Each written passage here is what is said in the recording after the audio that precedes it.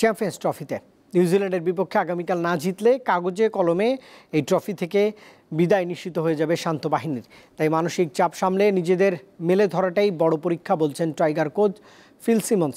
প্রতিপক্ষ কিউরা অবশ্য বেশ সাবধানী। বাংলাদেশের তরুণ তুর্কিদের নিয়ে কাল খেলা শুরু হবে দুপুর 3টায়।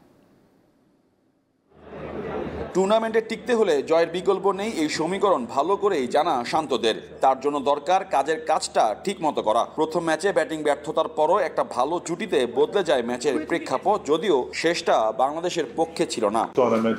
আমাদের কাজ কি তা আমরা জানি। অতীতে এই মাঠে কি রেকর্ড হয়েছে তা ভাবলে হবে না।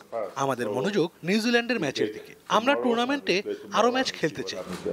একাদশে পরিবর্তন আসছে তা নিশ্চিত। পেসার নাহিদ রানা ফিরছেন, সেক্ষেত্রে কাটার মাস্টার মুস্তাফিজের খেলা অনেকটা অনিশ্চিত, কারণ 3 পেসার খেলানোর অঙ্ক থেকে সরবে না টিম ম্যানেজমেন্ট। মাহমুদুল্লাহকে নিয়ে এখনই সিদ্ধান্ত নেই। এখানকার উইকেটে ভালো রান হয়, তাই আমাদের গেম প্ল্যান এখনই ঠিক করা হয়নি। প্রতিপক্ষ যখন বাংলাদেশ, তখন একটু ভিন্নভাবে চিন্তা করছে নিউজিল্যান্ড, কারণ টুর্নামেন্টের টিকে থাকার মিশনে মরণ কামড় দিবে শান্তরা তা ভালো করে জানা কিউইদের। বিশেষ করে নাহিদ রানার মতো নতুন গতিদানব নিয়ে আলাদা পরিকল্পনা তাদের। বাংলাদেশের এই দলটা সম্পর্কে আমাদের ধারণা আছে। রাওয়ালপিন্ডিতে রান হচ্ছে, সোমবারও তেমনটা হবে আশা করি। অবশ্যই ভালো পরিকল্পনা নিয়েই আমাদের নামতে হবে।